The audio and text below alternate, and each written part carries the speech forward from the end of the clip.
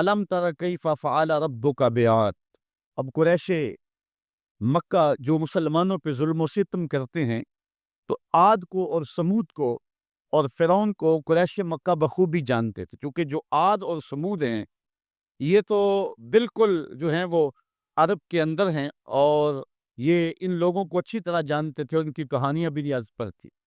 और फ़िरौन की गरक़ाबी मिस्र में अहले किताब बनी इसराइल के साथ इन रवाबत की वजह से उसको भी ये खूब सुन चुके थे। तो अल्लाह ताला जल्ला शानहू ने अगरचे बहुत सारी बस्तियां बर्बाद की हैं, बहुत सारी संगतें तबाह की हैं, लेकिन इनको ख़ास तौर पे इन 3 चीज़ों की तरफ तवज्जो दिलाई कि आज तुम अपनी छाती चौड़ी करके चलते हो, लेकिन उस कहानी को याद करो। अल्लाह अकबर। अलम तरा कैफ फ़अल रब्बुका बिआद। क्या तुमने ना देखा कि तुम्हारे रब ने आद के साथ क्या सलूक किया। इरम ज़ातिल इमाद। ये कौन आद थे? ये आदे इरम थे, इन्हें आदे उला भी कहा जाता है। हज़रत नूह अलैहिस्सलाम के बेटे हज़रत साम और हज़रत साम के बेटे नाकूस और उनके बेटे इरम, और इरम का बेटा आद था। और ये अरब बायदा जिसको कहते हैं, या जिसको आदे उला और आदे उखरा कहते हैं, ये उसी आद की औलाद से हज़रत नूह अलैहिस्सलाम का जो चौथी पुश्त में बेटा है। और ये अरब जो हैं ये सारे सामी हैं और उन नस्ल से जो है वो आए हैं, तो इसलिए इनको ये बखूबी जानते थे जो कि इनके बावजदाद थे। तो अल्लाह ताला जल्ला शानहू ने फरमाया कि अलम तरा कैफ फ़अल रब्बुका बिआद। जानते हो कि तुम्हारे रब ने आद के साथ क्या किया। आद वही इरम ज़ातिल इमाद, वो इरम वाले आद, ज़ातिल इमाद जो ऊंची ऊंची इमारतें बनाते थे। आजकल भी दुनिया पे टावर बन रहे हैं, तो सबसे पहले इस बात का आगाज और इस फन का जो है वो ईजाद जो था वो कौम आद ने किया था। हजरत हूद अलैहिस्सलाम कौम आद की तरफ नबी बनकर आए और उन्होंने उनको समझाया कि जो है वो तुम अल्लाह की तरफ आ जाओ और अपनी ज़िंदगी के अंदर अच्छाइयाँ और हुस्न पैदा कर लो। लेकिन उन्होंने अल्लाह के नबी की एक बात ना मानी और कहा कि हमारे ये मजबूत कले और ये कसूर और आली नसब इमारतें, तुम इनको नहीं देख रहे इनकी हैबत क्या है। और फिर चूंकि उनको खुद भी बड़ा वजूद दिया गया था, अल्लाह खुद कहता है अल्लाती लम युखलक मिस्लुहा फिल बिलाद, कि उन जैसा शहरों में पैदा ही ना कोई हुआ था। जितने वो जसीम थे, जितने वो जोरावर थे और उनकी छाती में जितनी ताकत थी, तो अल्लाह ताला फरमाता है कि उन जैसा पैदा नहीं किया गया। लेकिन फिर ज़माने ने देखा कि कौम आद के साथ सलूक क्या हुआ। उनकी बस्तियां उलट के रख दी गई और सिर्फ खंडरात बाकी रह गए, जो है वो इबरत की कहानी माबाद आने वाली कौमों को सुनाने के लिए। बस समूद अल्लज़ीना जाबु सखरा बिलवाद, और कौम समूद जिन्होंने वादी में पत्थर की चट्टानें काटी। ये मदीना और शाम के दरमियान ये वादी पड़ती है। हज़रत सालेह अलैहिस्सलाम जो है वो इस कौम की तरफ नबी बनकर मबूस हुए थे। ये पत्थरों की चट्टानों को आज भी वादी अल कुरा के अंदर इनके निशानात देखे जा सकते हैं। तो वादी कुरा के अंदर उन्हें पहाड़ों के पहाड़ चीर के उनके अंदर मजबूत पनागाहें बनाई थी। आज के ज़माने में एटम बम भी फेंका जाए तो वो वहां तक ना पहुंच पाए। ये कहते थे कि कोई तूफान, कोई शदीद आंधी और कोई सैलाब हमारा कुछ नहीं बिगाड़ सकता, हम उन महफूज पनागाहों में रहते हैं। लेकिन फिर वो भी इबरत का निशान बन गए। हुआ क्या कि जब वो पत्थरों की चट्टानें चीर करके अपने मकान बनाते थे, उसी शुगल में रहते थे, तो हज़रत सालेह अलैहिस्सलाम ने जो है वो पत्थर से जिंदा ऊँटनी निकाल के दिखा दी अल्लाह की इज़्ज़त से, और कहा हाज़िही नाक़तुल्लाह, ये अल्लाह की ऊँटनी है। चूँकि ये उस तरीके से नहीं आई है, ये ख़ास, वो सारी ऊँटनी अल्लाह की हैं, लेकिन निस्बत तशरीफ़िया इसकी तरफ हो गई। अब कहा कि इसकी बारी का हौज़ का पानी तुमने नहीं पीना, और जब इसकी बारी होगी ये पिएगी, और जब तुम्हारी बारी होगी तो तुम पियोगे। जिस दिन वो ऊँटनी पीती थी तो सारा हौज़ पी जाती थी, लेकिन ये नहीं था कौम प्यासी रहती, दूध इतना देती कि पूरी कौम सैराब हो जाती। अच्छा, इन्होंने क्या किया, उस ऊँटनी के पाँव काट दिए इस तकब्बुर से कि एक तरफ पूरी कौम और एक तरफ ऊँटनी होके, एक जानवर होके, उसको ये एजाज और तकरीम और प्रोटोकॉल दे दिया गया कि वो पूरा दिन हौज पे वो मालिकन हो हौज की, और हम हौज के करीब ना जा सके। ये उन्होंने नहीं देखा कि हाज़िही नाक़तुल्लाह, ये अल्लाह की ऊँटनी है। निस्बत कितनी ऊंची है यार। आज कितना खूबसूरत घर आप बना लें, अरबों रुपए भी उसके ऊपर सर्फ कर लें, اور قیمتی سے قیمتی پتھر لگا لیں اس کے اوپر، اطلس و دیبا کا کام اس کے اوپر کروائیں، اور اس کے اوپر اعلیٰ اعلیٰ سے اعلیٰ سونے اور چاندی اور طلا کا کام کروائیں، لیکن پتھروں سے بنا ہوا سادہ سا گھر بیت اللہ، جس کو نسبت میرے رب سے ہے، بھلا کوئی کوٹھی، کوئی محل، کوئی قصر جو ہے وہ اس گھر کی عظمت کو چھو سکتا ہے؟ اس لیے کہ وہ بیت اللہ ہے، تو وہ قوم جتنی بھی سربلند کیوں نہ ہو، اللہ نے اس اونٹنی کو اعزاز یہ دیا تھا ناقۃ اللہ، وہ اللہ کی اونٹنی تھی۔ اچھا، انہوں نے اس کی توہین کی، اس کے پاؤں کاٹ دیے، تو اس اونٹنی کا ایک بچہ تھا، اس نے چیخ ماری، درد سے جب وہ چیخا تو اللہ کا عذاب آ گئے اور یہ عذاب میں مبتلا ہو گئے۔ اللہ اکبر! قوم عاد کا جو حال ہوا، قوم سمود کا پھر جو حال ہوا، وہ زمانے نے دیکھا۔ آگے ارشاد فرمایا وَفِرْعَوْنَ ذِی الْأَوْتَادِ، وہ فرعون جو کیلوں والا تھا۔ یہ ذی الاوتاد اس کو کہا گیا، اس کی کئی مفسرین نے وجہ بیان کی ہیں۔ اس کا اتنا بڑا لشکر تھا کہ لشکر میں جہاں پڑاؤ کرنا ہوتا، اس لشکر کے لیے جو خیمے لگائے جاتے، اس خیمے کی تنابیں جن کیلوں کے ساتھ باندھی جاتی، 70 اونٹ ان کیلوں کو اٹھا کے چلتے تھے، اس لیے کہا گیا یہ میخوں والا فرعون ہے۔ یا مفسرین نے کہا دوسری وجہ یہ ہے کہ جو فرعون کی بات نہ مانتا تو اس کو جو ہے وہ لٹا کر کے اس کے ہاتھوں اور اس کے پاؤں کے اندر میخیں ٹھوک دیتا تھا، نام پڑ گیا میخوں والا فرعون۔ تو جس کو اتنا ناز تھا کہ کوئی میری جھوٹی خدائی سے سر کیوں پھیرے، اور اس کو وہ عبرت ناک سزا دیتا تھا۔ پھر فرعون وہ نیل کی موجوں میں بے بس تھا اور ہاتھ جوڑ کے کہہ رہا تھا آمنت برب موسیٰ، میں اب موسیٰ کے رب پہ ایمان لاتا ہوں، لیکن پھر اس وقت اس کا ایمان لانا فائدہ بخش نہ ہوا۔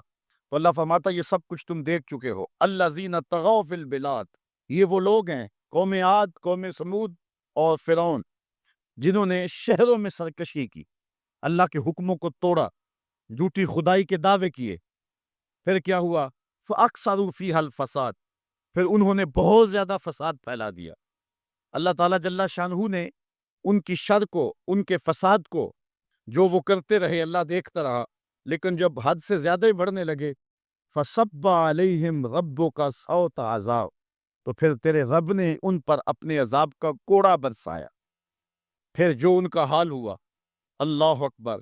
اِنَّ رَبَّكَ لَبِالْمِرْصَادِ، بے شک تمہارے رب کی نظر سے کچھ غائب نہیں ہے۔ تمہارا رب تمہارے ایک ایک عمل کو، ایک ایک کرتوت کو دیکھ رہا ہے۔ اے قریش مکہ، تم کیا ہو؟ تمہاری کیا حیثیت ہے؟ عاد و سمود کی بستیاں تمہارے رب نے الٹ کے رکھ دی۔ تمہارے رب نے فرعون، جس کو جھوٹی خدائی کا گھمنڈ تھا، لشکر سمیت نیل کی موجوں میں ڈبو دیا، تو کیا تم باقی رہو گے؟ اس لیے ان کہانیوں کو بیان کیا۔ فَصَبَّ عَلَيْهِمْ رَبُّكَ صَوْتَ عَذَابٍ إِنَّ رَبَّكَ لَبِالْمِرْصَادِ۔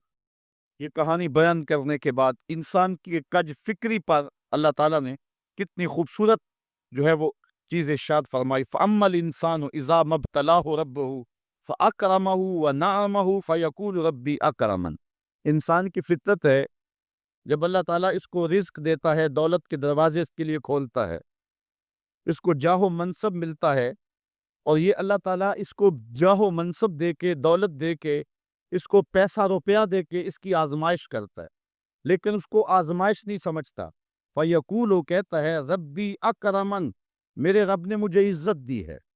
وہ اس کو عزت سمجھ لیتا اور کہتا ہے کہ میں اللہ کا محبوب ہوں، مجھے اللہ پسند کرتا ہے، تو اس لیے مجھے دولت دی ہے، ورنہ میں غربت کی چکی میں پس رہا ہوتا۔ وہ دولت کو جو ہے وہ عزت سمجھتا ہے، حالانکہ اللہ نے بطور آزمائش اس کو دولت دی ہے۔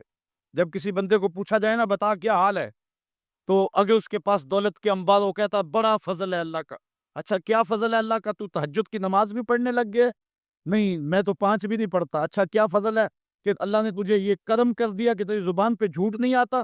نہیں، میں تو صبح و شام جھوٹ بولتا ہوں، ٹیکس بھی چوری کرتا ہوں، میں تو سب کچھ کرتا ہوں، تو پھر کیا فضل ہے؟ کہتا ہے مجھے دولت دے دی گئی۔ تو یہ انسان کی فطرت ہے کہ دولت جو مل جائے اس کو، تو اس کو فضل الہی سمجھتا ہے۔ وہ ناجائز طریقے سے بھی لے تو اس کو بھی فضل سمجھتا ہے۔ کبھی آپ نے دیکھا ہوگا کہ سراسر کمائی حرام کی ہے، ناجائز فروشی کے ساتھ، رشوت کے ساتھ، اور کیا کیا دھندے کے ساتھ اس نے جو ہے وہ دولت کمائی، اور عالی نصب کوٹھی بنا کے اوپر لکھ دیا ھذا من فضل ربی، یہ میرے رب کا فضل ہے۔ حالانکہ یہ تو قہر تھا، آزمائش تھی اس کے اوپر، لیکن وہ شیطان نے اس کو جس راستے پہ لگایا اور شیطانی دھندے کے ساتھ جو اس نے دولت کمائی، اس کو بھی یہ فضل ربی قرار دے رہا ہے اور سمجھتا ہے کہ واقعی میں رب کا فضل ہے۔ نہیں، اللہ فرماتا ہے ایسا نہیں ہے، یہ اس کی کج فکری ہے۔ فضل یہ نہیں ہے کہ کسی کو دولت دے دی جائے، فضل یہ ہے کسی کو تہجد کے سجدوں کی توفیق دے دی جائے، فضل یہ ہے کسی کے سینے کے اندر ایمان کا چراغاں کر دیا جائے، فضل یہ ہے کہ کوئی شخص جھوٹ بولنا چاہے بھی ایک غیبی طاقت زبان کو پکڑ لے، میرے بندے تو محمد عربی کا نوکر ہے اور محمد عربی صادق بھی تھا، امین بھی تھا، تو جھوٹ بولنا اچھا لگتا ہے تو وہ جھوٹ بولنا چاہے بھی تو نہ بول سکے۔ یہ ہے رب کا فضل، یہ ہے رب کی کرم نوازی اور یہ ہے رب کے رحم کا انداز۔ لیکن انسان کی کج فکری ہے، اللہ آزماتا ہے اس کو دولت دے کے، حالانکہ دولت کی آزمائش بہت ڈاڈی آزمائش ہے۔ حضرت عبداللہ ابن مبارک کہتے ہیں ہمیں غربت سے بھی آزمایا گیا اور دولت سے بھی آزمایا گیا۔ غربت کی آزمائش میں تو ہم پورے نکلے، لیکن دولت کی آزمائش میں ہم پورے نہ نکل سکے۔ یہ آزمائش زیادہ سخت آزمائش ہے، لیکن وَيَقُولُ، و بندہ کہتا ہے ربی اکرمن، میرے رب نے مجھے عزت دے دیے، کوئی عہدہ مل جائے، کوئی شان و شوکت دنیا کی مل جائے، چاہے وہ اس کا ذریعہ کوئی بھی ہو، بندہ کہتا ہے جی فلاں پہ بڑا ہی اللہ کا فضل ہو گیا۔ یار ایک معمولی شخص تھا، گلی سے نکلا، اب دیکھو جو ہے وہ وزارت کا قلم دان تھامے ہوئے ہے، بڑا فضل ہوا۔ کیا فضل ہوا اس کے اوپر کہ اس نے جائز ناجائز ہر راستہ جو ہے وہ اختیار کیا اور رب کو قدم قدم پہ ناراض کیا، اور ہم اس کو فضل گردان رہے ہیں۔ کہا فضل نہیں ہے، یہ ڈاڈی آزمائش ہے۔ لیکن انسان کی کج فکری ہے، وہ اس کو فضل کہہ رہا ہے۔ اچھا ایک اور انسان کی کج فکری دیکھیے، وَأَمَّا إِذَا مَبْتَلَاهُ فَقَدَرَ عَلَيْهِ رِزْقَهُ فَيَقُولُ رَبِّي أَهَانَنِ، اور اگر اللہ آزمائے اس کا رزق اس پر تنگ کر دے، فَيَقُولُ، تو پھر کہتا ربی اہانن، میرے رب نے تو مجھے خوار کر دیا، میرے رب نے تو مجھے ذلیل کر کے رکھ دیا۔ یہ فطرت ہے انسان کی کہ اس کو تھوڑی سی سختی ملے، دولت کے انبار جو تیزی کے ساتھ آ رہے ہیں تھوڑا سا کم ہو جائیں اور اس کو غربت کی چکی میں پیسا جائے، تو یہ بھی اس کی آزمائش تھی۔ دولت دے کے آزمائش کی گئی کہ کیا راہ خدا میں لٹاتا ہے کہ نہیں لٹاتا، میرے راستے کے اندر اس کو خرچ کرتا ہے کہ نہیں کرتا۔ یتیم، غریب، مسکین، لاچار، مجبور، نانے شبینہ کو ترستے ہوئے، بیمار، کیا ان کو ڈھونڈ ڈھونڈ کے ان کی دہلیز پہ پہنچتا ہے کہ نہیں پہنچتا۔ ایک تو یہ آزمائش تھی، لیکن اس نے اس کو آزمائش نہیں، اس کو عزت سمجھ لیا۔ اس نے کہا کہ میرا اللہ میرے پہ راضی ہے تو تبھی اتنی دولت دی ہے۔ اچھا اگر دولت اللہ کی رضا کی علامت ہوتی تو فرعون دولت مند نہ ہوتا، قارون کو خزانہ نہ دیا جاتا۔ اور دوسری بات، جب اس کو دولت نہیں دی جاتی، غربت میں آتا ہے تو کہتا میرے رب نے مجھے رسوا کر دی۔ یہ بھی اس کی کج فکری ہے۔ یار وہ بھی تو ہوئے ہیں کہ زمانے کے اندر ایک پھوٹی کوڑی بھی ان کے پاس نہیں رہی۔ اللہ اکبر، آؤ دیکھو فقر بو ذر کو سلام کرو، آؤ دیکھو فقر اویس کو سلام کرو، اچھا آ جاؤ حضور کی دہلیز پہ فقر محمدی کو سلام کرو۔ یہ عزت ہے، عزت، یہ بھی آزمائش ہے۔ اللہ دیکھتا ہے کہ فقر کی آزمائش میں کون پورا نکلتا ہے۔ زبان پر جو ہے وہ ناشکری کے لفظ تو نہیں لاتا، مل جائے اللہ کی طرف سے عطا ہو تو وہ بھی آزمائش ہے کہ اس پہ شکر ادا کرتا ہے کہ نہیں کرتا، اور نہ ملے تو یہ بھی آزمائش ہے کہ اس پہ صبر کرتا ہے یا کہ نہیں کرتا۔ واویلا کر دیا، شور و غل مچا دیا، لٹ گیا، میرے پاس کچھ نہیں، اپنی غربت کے اشتہار لگا دیے، ایک ایک شخص کے آگے ہاتھ پھیلاتا پھرتا ہے، اپنی غربت کی عزت کو پامال کر رہا ہے، اس امتحان میں ناکام ہو گیا۔ اب سنو اللہ کیا ارشاد فرماتا ہے، کلا بل لا تکرمون الیتیم، تم کہتے ہو کہ ہمیں دولت نہیں ملی تو رسوا کر دیا گیا، اور دولت مل گئی تو اللہ کا فضل سمجھتے ہو۔ اللہ فرماتا ہے ایسا نہیں ہے۔ اگر تمہیں آزمائش میں ڈالا گیا ہے تو تم اس آزمائش میں کہاں تک پورے نکلے ہو۔ آج تمہارے اوپر جو سختیاں آئی ہیں، آج اللہ تعالیٰ کی اگر ناراضگی ہے تو اس کا یہ سبب نہیں ہے کہ تم کو دولت نہیں دی گئی، بلکہ سبب کیا ہے؟ غور کیجئے، کلا، ایسا ہرگز نہیں۔ جو اس کی فکر تھی کلا سے نفی کر دی گئی، اور اس بات کس چیز کا کیا گیا؟ بل لا تکرمون الیتیم، تم یتیموں کو عزت نہیں دیتے ہو۔ اصل بات یہ ہے جو بات سوچنے کی ہے۔ اب قرآن کا یہاں اسلوب دیکھیے، میں قربان جاؤں قرآن کے اسلوب پہ۔ ایسے ہی نہیں، جب اکرمہ ابو جہل کا بیٹا اسلام کے حصار میں آتا ہے تو قرآن پڑھتا ہے نا تو اشش کر اٹھتا ہے اور پھر روتا ہے اور کہتا ہے ہاذا کلام و ربی، یہ میرے رب کا کلام ہے۔ اور قرآن بتا رہا ہے، اس کا لہجہ بتاتا ہے، اسلوب دیکھیے۔ بات غریب کو روٹی دینے کی نہیں کی گئی، غریب کو جو ہے وہ کھانا دینے کی نہیں کی گئی، اس کو کپڑے پہنانے کی نہیں کی گئی۔ قرآن نے جو کہا ہے کلا بل لا تکرمون الیتیم، بات یہ ہے کہ تم یتیم کو عزت نہیں دیتے ہو۔ یتیم کو تم عزت کیسے دے سکتے ہو یہ تم جانتے ہو کہ اس کی تکریم کیسے کرنی۔ تمہارے پاس یتیم کو پہنانے کے لیے کپڑا نہیں ہے، اس کو دینے کے لیے روٹی نہیں ہے، لیکن تمہارے سینے میں پیار تو رکھا ہوا ہے نا۔ اس بہنا یتیم کو سینے سے لگا کر کے اس کا ماتھا تو چوم سکتے ہو نا۔ رب یہ نہیں دیکھتا روٹی کس نے دی، رب یہ دیکھتا یتیم کو پیار کس نے دی ہے۔ وہ یہ دیکھتا ہے کلا بل لا تکرمون الیتیم، معاملہ روٹی کا نہیں ہے۔ بچی ہوئی روٹی تو کتے کو بھی ڈالی جا سکتی ہے، کسی کو غریب کو دے دی تو یہ کون سا کمال ہے؟ جو دیگیں بچ گئی وہ مدرسے میں بھیج دی، یہ کمال کی بات نہیں ہے۔ وہ گندگی کے ڈھیر پہ بھی تو پھینکنی تھی، خراب ہو جاتی، 2 گھنٹے اور پڑی رہتی۔ معاملہ یہ نہیں ہے، معاملہ تکریم کا ہے۔ اب وہ بھی سوچیں، عید آ رہی ہے، مینڈکوں کی طرح نکلیں گے سماجی رہنما اور سماجی کارکن، اخباروں میں تصویریں چھپیں گی، غریب عورتیں لائن میں لگی ہوئی ہیں، غریب مرد لائن میں لگے ہوئے ہیں، اور جو ہے وہ صاحب جو ہے وہ ایک ایک توڑا آٹے کا، ایک ایک تھیلا آٹے کا دے رہے ہیں، اور 10 جو ہے وہ فوٹوگرافر تصویر کھینچ رہے ہیں۔ اگلے دن 15 اخباروں کے اندر تصویریں لگی ہوئی ہیں۔ میں اس دن بھی کہا تھا کہ اس انداز کے ساتھ غریبوں کی غربت کا اشتہار لگانے والا سوچے کہ اس لائن میں اگر اس کی بیٹی کو کھڑا ہونا پڑے تو اس کا پھر انداز کیا ہو۔ بات یہ نہیں، بات تکریم کی ہے، کلا بل لا تکرمون الیتیم۔ آئیے تمہیں میں کہانی سناؤں۔ آقا کریم علیہ السلام جا رہے تھے عیدگاہ کو، راستے کے اندر ایک یتیم کھڑا تھا، اور آقا کریم نے کہا کہ بیٹے آج تم یہاں کھڑے ہو، کہا فلاں غزوے میں میرا باپ شہید ہو گیا تھا، میری ماں کا سایہ بھی میرے سر پہ نہیں ہے، لوگ اپنے گھروں میں ہیں، میں کس دہلیز پہ جاؤں؟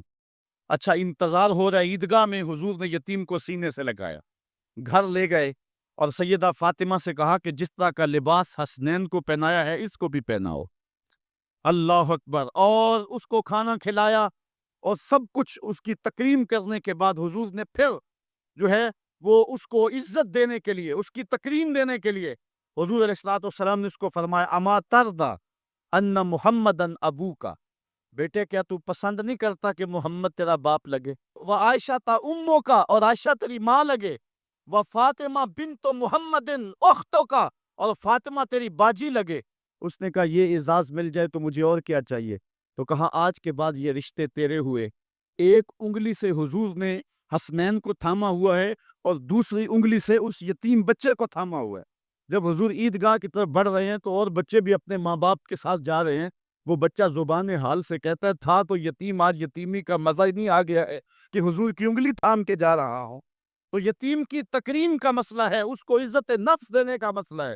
یتیم کو لوگوں کے اندر کھڑا کر کے اس کو اعزاز دیتے ہو، وہ اعزاز نہیں ہے، وہ رسوائی ہے۔ مجھے 1 سال قبل ایک ایسی تقریب میں لوگ کھینچ کر کے لے گئے جہاں وہ آج کل اجتماعی شادیوں کا رواج ہے، تو میں بڑی معذرت کی، میرے لیے مشکل ہوگا کیونکہ مجھے اندازہ تھا اس تقریب کا، لیکن میں کبھی گیا نہیں تھا پہلے۔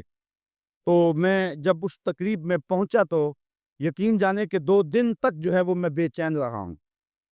میں کہتا ہوں غریب سے غریب آدمی ہوتا ہے نا، اس کو معاشرے میں پروٹوکول اعزاز نہ بھی ملے تو شادی والے دن تو مہمان خصوصی وہی ہوتا ہے نا، اس دن تو سارے اس کے چہرے کو ہی دیکھتے ہیں۔ لیکن ان دولوں کو بھی جو ہے وہ لائن پہ بٹھایا ہوا تھا، اور اوپر مہمان خصوصی کوئی اور بیٹھے تھے۔ میں نے کہا یہ بیچارے مسکین آج بھی مہمان خصوصی نہیں ہے، آج ان کی زندگی کا اہم دن ہے، اور آج بھی اتنے لوگوں کے سامنے اشتہار لگایا جا رہا ہے یہ غریب لوگ ہیں، اور دلہنوں کا بھی اشتہار لگایا جا رہا ہے یہ غریب بچیاں ہیں۔ اور پھر کیا ان کے چہرے پہ کوئی مسرت کے آثار تھے؟ اور نہ ان بیٹیوں کے چہرے پہ کوئی مسرت کے آثار تھے۔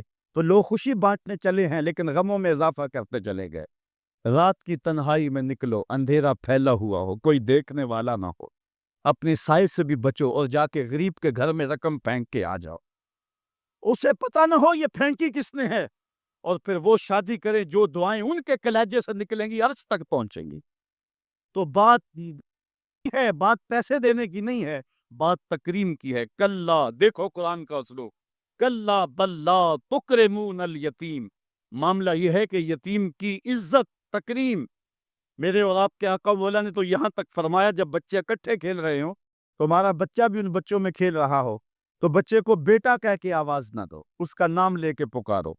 عرض کی کہ حضور بیٹا ہے، بیٹا کہہ کے پکاریں گے تو حرج بھی کیا ہے؟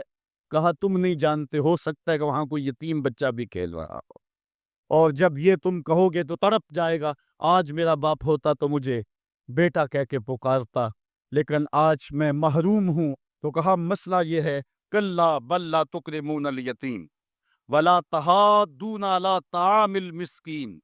دیکھیے قرآن کا اسلوب، کہا ایک تو یتیم کی تکریم نہیں ہے، یہ ساری افطار اس لیے آئی، اور دوسری بات یہ ہے کہ وہ آپس میں ایک دوسرے کو مسکین کے کھانے کی رغبت نہیں دیتے۔ یعنی ایک شخص خود غریب ہے اور اتنی طاقت نہیں رکھتا کسی غریب کی پرورش کر سکے، وہ عہدہ بنا نہیں ہو سکتا کہ اتنا کہ میں تو کچھ کر نہیں سکتا، کوئی بھوکے تڑپتے ہوئے غریب کو دیکھے خود نہ دے سکے۔ اللہ نے اسے زبان تو دی ہے، کسی امیر کی دہلیز پہ وہ نہیں جاتا یہ چلا جائے اور جا کے توجہ دلائے کہ میرے ہمسائیگی کے اندر ایک یتیم تڑپ رہا ہے، بیوہ کی بیٹیاں بوڑھی ہو رہی ہیں دہلیز پہ، اور وہ جا کے اپنے اعتبار پہ جو ہے ان کا انتظام کر دے۔ یہ ہے ولا تحاضون علی طعام المسکین۔ بلکہ رویہ کیا ہے؟ وَتَأْكُلُونَ التُّرَاثَ أَكْلًا لَمًّا، اور میراث کا مال تم ہپ ہپ کر کے کھاتے ہو، تمہیں پرواہ ہی نہیں ہے۔ بیٹیوں کا حق اہل عرب جو ہے وہ غصب کر لیتے تھے اور بیٹیوں کا حق نہیں دیتے تھے۔ وَتُحِبُّونَ الْمَالَ حُبًّا جَمًّا، اور دولت کی محبت رچ بس گئی ہے کلیجے کے اندر، دل کے اندر اتر گئی ہے، تڑپتے ہوئے لوگ بھی دیکھتے ہو لیکن تجوریوں کے منہ نہیں کھلتے ہیں۔ کلا، اللہ اکبر، اللہ فرماتا ہاں ہاں، اذا دکت الارض دکن دکا، وہ دن بھی آنے والا ہے جب زمین ٹکرا کے پاش پاش کر دی جائے گی۔ یہاں سید قطب نے حد کر دی، وہ کہتا ہے کہ یہاں جو لفظوں کا صوتی آہنگ ہے نا، وہ انسان کے دل میں ایک رعب پیدا کر دیتا ہے۔ ذرا قرآن کی آیت پڑھتے جائیں، میں تو قاری نہیں ہوں لیکن ذرا دیکھو کہ یہاں قرآن کے لفظوں کا رعب دل میں ہیبت پیدا کر دیتا ہے، رونگٹے کھڑے ہو جاتے ہیں۔ اللہ تعالیٰ یہ ساری کہانی بیان کر کے فرماتا ہے کہ وَتُحِبُّونَ الْمَالَ حُبًّا جَمًّا وَلَا تُحَاضُونَ عَلَىٰ طَعَامِ الْمِسْكِينِ وَتَأْكُلُونَ التُّرَاثَ أَكْلًا لَمًّا وَتُحِبُّونَ الْمَالَ حُبًّا جَمًّا۔ کلا، کلا کے اوپر جو رکھی گئی ہے مد، اس کا جو کھچاؤ ہے وہ دلوں کے اوپر، دلوں کی تاروں کو کھینچتا ہے۔ کلا اذا دکت الارض دکن دکا، اللہ فرماتا ہے جب زمین پاش پاش کر کے رکھ دی جائے گی، وَجَاءَ رَبُّكَ وَالْمَلَكُ صَفًّا صَفًّا، اور اللہ تعالیٰ اس شان سے ظہور فرمائے گا کہ فرشتے صفے باندھے کھڑے ہوں گے۔ وَجِيَّ يَوْمَئِذٍ بِجَهَنَّمَ، اور جہنم کو حاضر کیا جائے گا۔ فرمایا کہ 70,000 زنجیریں ڈال کر کے جہنم کو حشر کے میدان میں لایا جائے گا، ہر زنجیر کے ساتھ جو ہے وہ 70,000 فرشتے ہوں گے، اور عرش کی بائیں جانب جہنم کو لا کے رکھ دیا جائے گا، اس کے کھولنے کی آواز آ رہی ہو۔ راوی کہتا ہے کہ جب حضور علیہ الصلوۃ والسلام نے اس آیت کو تلاوت کیا تو حضور کے چہرے کا رنگ بدل گیا، اور عجیب حضور علیہ السلام کی حالت ہو گئی کہ حضور علیہ السلام کا لون متغیر ہو گیا۔ یہ لفظوں کا جو صوتی آہنگ ہے وہ کلیجے پھاڑ دینے والا ہے اور انسان کو گمراہیوں سے نکال کے ہدایت کے رستے پہ ڈالنے والا ہے۔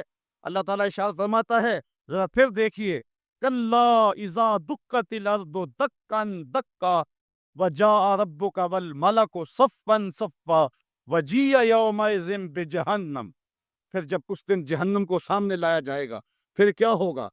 انسانوں کے رونگٹے کھڑے ہوں گے، پھر ایک دم ماضی کی سکرینز جو ہے وہ سامنے آئے گی، وہ برائیاں کی، وہ دادے ایش دیے، وہ جو کچھ کیا سب کچھ سامنے آ جائے گا۔ یومئذ یتذکر الانسان، اس دن آدمی سوچے گا، وَأَنَّ لَهُ الذِّكْرَىٰ، اور اب سوچ کا وقت گزر چکا ہوگا۔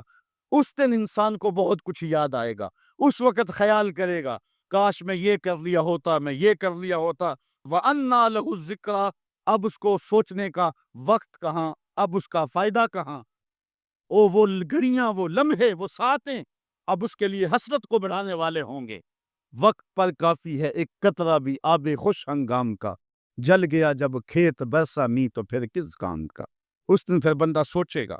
سنو قرآن کا آہنگ، یقولو یا لیتنی قدمت لحیاتی، وہ کہے گا کہ ہائے کسی طرح میں نے جیتے جی نیکی آگے بھیجی ہوتی، زندگی کو میں نے مقصد میں، مصرف میں، کسی کام میں اور کسی جو ہے وہ مقصد میں لگا دیا ہوتا، اور زندگی کا سرمایہ وہاں میں یہاں کے لیے بھیجا ہوتا۔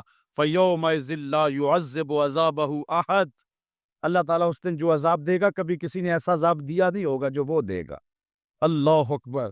وَلَا يُوثِقُ وَثَاقَهُ أَحَدٌ، اور اس کا سا باندھنا کوئی نہیں باندھتا جس طرح کہ وہ باندھے گا۔ اچھا، جب جہنم کو حشر کے میدان میں لایا جائے گا تو عرش کی بائیں جانب جہنم کو رکھا جائے گا، اور اللہ تعالیٰ جل شانہ جو ہے وہ پورے قہر و جلال میں ہوگا، تو جو برے لوگ ہوں گے ان کا پتا تو پانی ہو ہی رہا ہوگا، وہ تو کہیں گے کہ یا لیتنی قدمت لحیاتی، لیکن جو نیکوکار ہیں ان کا دل بھی ڈول رہا ہوگا، کیونکہ بڑے خطرناک جو ہے وہ لمحے ہوں گے۔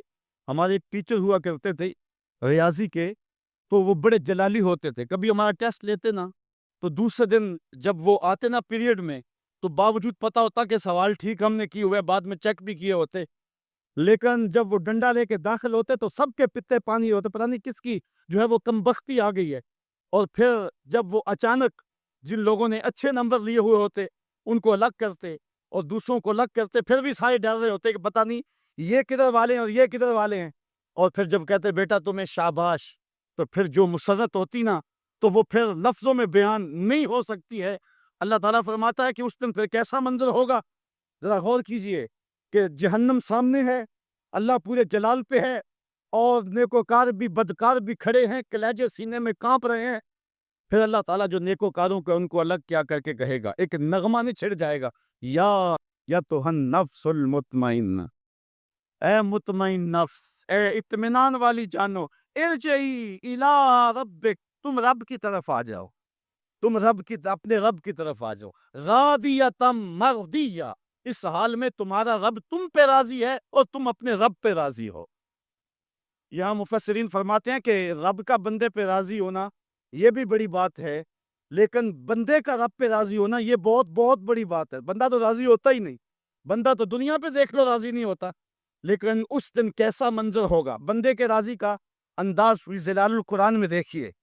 یا ایتھا النفس المطمئنہ، المطمئنہ الی ربہا، المطمئنہ الی طریقہا، المطمئنہ الی قدر اللہ بہا، المطمئنہ فی السراء والضراء وفی البسط والقبض والمنع والعطاء، یعنی تو میرے پہ راضی ہوا، میں نے دکھ دیا تو پھر بھی راضی تھا، میں نے سکھ دیا تو پھر بھی راضی تھا، کڑکتی دھوپ تھی تو پھر بھی راضی تھا، برستی بارش تھی تو پھر بھی راضی تھا، تجھے غربت کے چکی میں پیسا گیا تو پھر بھی راضی تھا، اور تجھے امانت دی گئی تو پھر بھی راضی تھا، میرے بندے تجھے کربلا میں رکھا گیا پھر بھی راضی تھا، اور تجھے فتح مکہ کی شان دکھائی گئی تو پھر بھی راضی تھا۔ جب میرا بندہ میرے ہر کام پہ راضی ہوگا، اللہ اکبر، تو اللہ کہے گا میرے بندے آ جا ادھر، یا ایتھا النفس المطمئنہ ارجعی الی ربک، تو اپنے رب کی طرف آ جا۔ اچھا، راضیۃ مرضیہ، تو رب پہ راضی اور رب تیرے پہ راضی۔ حضور علیہ السلام نے ارشاد فرمایا کہ جب اللہ اپنے خاص بندوں کو جنت عطا کر دے گا تو اللہ تعالیٰ بندوں کو کہے گا کہ اے میرے بندو، کیا تم میرے اوپر راضی ہو؟ تو بندے کہیں گے مالک وما لنا، ہمیں کیا ہے، ہم کیوں راضی نہیں ہو سکتے؟ بندوں کو تو تصور بھی نہیں ہوگا جو جنت میں ملے گا۔ ایک بندے کی آرزو ہو کہ اسے 2.5 مرلے کا پلاٹ مل جائے تو اس کو کوئی 50 مربع الاٹ کر دے تو وہ تو خوشی سے پاگل ہو جائے گا، تو بندے کو تو تصور بھی نہیں ہوگا۔ حضور نے ارشاد فرمایا سب سے آخر میں جو شخص جنت میں جائے گا میں اس شخص کو جانتا ہوں، جہنم کے رگڑے سے کہ جب باہر نکلے گا نا تو اللہ تعالیٰ اس کو بلائے گا، کہے گا بندے بتا